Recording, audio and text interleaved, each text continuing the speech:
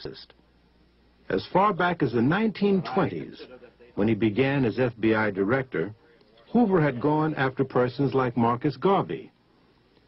Garvey's organization, the Universal Negro Improvement Association, had a membership numbering in the millions, and somehow Hoover found this threatening and worthy of surveillance and undermining attempts.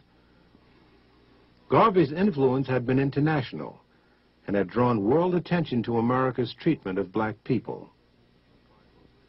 Paul Robeson was another who was viewed by Hoover as an enemy. This reporter has personally examined thousands of FBI, CIA, and other U.S. government agency documents that were kept on Paul Robeson. Robeson, like Garvey, had an international audience at his command, and he used that platform to denounce racism in the United States. Most importantly, however, were the questions raised by the State Department as to my political opinion.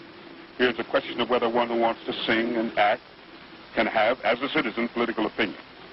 And in attacking me, they suggested that when I was abroad, I spoke out against injustices to the Negro people in the United States. I certainly did. And the Supreme Court Justice just ruled, Judge Warren, in the segregation cases, that world opinion had a lot to do with that ruling, that our children, Negro children, can go to school like anybody else in the South. I'm very proud to have been a part of directing world opinion to precisely that condition. The second, that I fight for the independence of the colonial peoples of Africa. Bandung, the colored peoples of the world assembled and made it clear that nobody is going to tell them what to do. They're going to have the independence. I'm proud of that. When the 60s came, many factions of the civil rights movement had developed the same international perspective. Those of us living in the United States who see ourselves as, and who are in fact, you know, descendants of the Africans who were brought to this country, who were enslaved, and who are rebelling and revolting now against our oppressive condition, and we are concerned about Africa.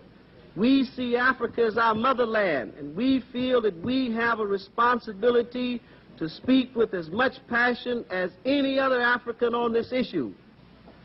The United States government says that change must come in South Africa through peaceful means.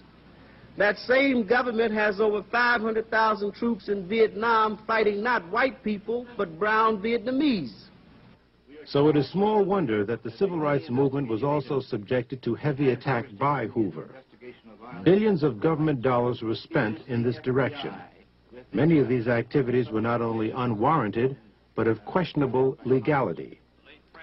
The congressional hearings into the assassination of Dr. King bore this out.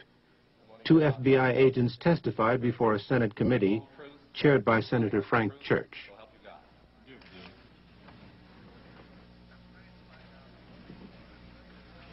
I'm trying to find out what it was that impelled some part of the FBI to pursue Martin Luther King with such an obsession.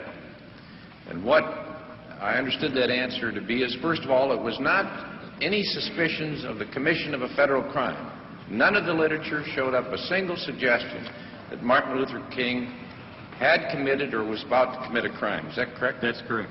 Yes, sir, but at this point, much of what was being done did involve challenges to local laws. And there is a very strong suggestion that King was seen as rallying the lawbreakers and would-be lawbreakers, albeit for a cause that sounded pure. I'm looking now in terms of, if we look at what might have gotten the Bureau started, and if we remember at the same time he is extremely critical of the Bureau's own law enforcement efforts. We see throughout these documents and the New Left documents that it is taboo to criticize the Bureau and particularly the director. Well, was he ever charged with fomenting violence? Did he ever participate in violence? Was it ever alleged that he was about to be violent? That was the very opposite of his philosophy, Senator. So that it was neither the fear of commission of a crime or the commission of violence. Was there any serious charge that he himself was a communist? No such charge ever was made. So that what was left then was a decision on the part of some persons or person within the FBI that he should nevertheless be pursued. And the basis for that apparently was political. The decision that he was dangerous or potentially dangerous to someone's notion of what this country should be doing, and a further theory that the FBI possessed the ability to enter into this field and to investigate and to intimidate and seek to neutralize and indeed replace a civil rights leader that they thought to be politically unacceptable. Is that correct? Yes. Correct. All right. And the tactics they used apparently had no end. Microphonic surveillance of hotel rooms. They included informants. They included sponsoring of letters signed by phony names to relatives and friends and organizers. They involved even plans to replace him with someone else the FBI was to select as a national civil rights leader. Is that correct? Yes, that plan didn't get very far. But it was seriously considered, and Mr. Hoover penned a note to that suggestion commending its authors, did they not? Yes. All right. It also included an indirect attempt to persuade the Pope not to see him. And many other people. A direct attempt to persuade one of our major universities not to grant him a doctorate degree. That's correct. After the March on Washington, there was an acceleration. He was defined because of his speech in that demonstration in Washington as the most dangerous and effective leader in the country, and there was a paper battle within the Bureau as to how best to attack him, and he was attacked. After Time magazine named him as Man of the Year, again the Bureau finds that reprehensible, believes it must attack and destroy. When he was given the Nobel Prize, again they seek to discredit Dr. King with the persons who welcomed him back from that award. When he began to speak out against the Vietnam War, there's a new crescendo of efforts by the Bureau to discredit and destroy Dr. King. It is my feeling that the assassination of Dr. King was a part of a conspiracy in the country, and I do believe that some individuals in very high places of our government were involved in this conspiracy. And it is the same conspiracy that eliminated and destroyed President Kennedy, Senator Kennedy, Malcolm X, Medgar Evers, and so many other freedom and human rights individuals. I'm convinced the government was involved at some level. I will never separate the conduct, the attitude of Hoover and the FBI from Dr. King's assassination. I never will do that.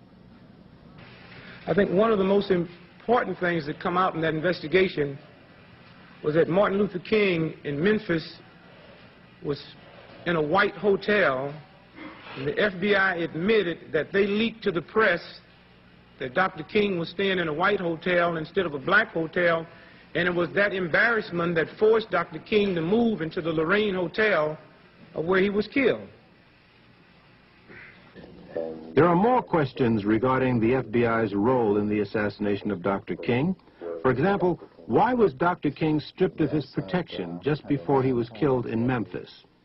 Reporter Les Payne and myself interviewed police officer Ed Reddit of the Memphis Police Department, who told how he was mysteriously removed from his security post near Dr. King.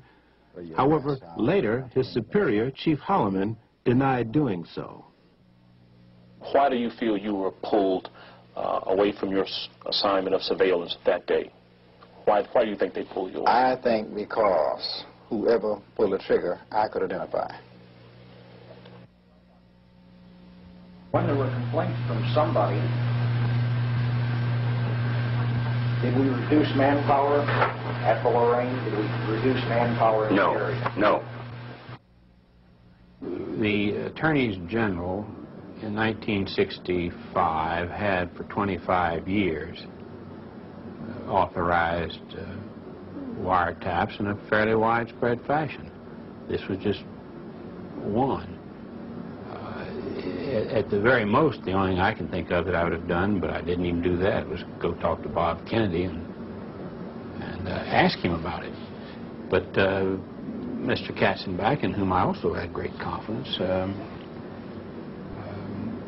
without giving me the details, said that it was all right, that he had, that there were no, it was not being done anymore, it would not be done anymore, and that there was just nothing to worry about.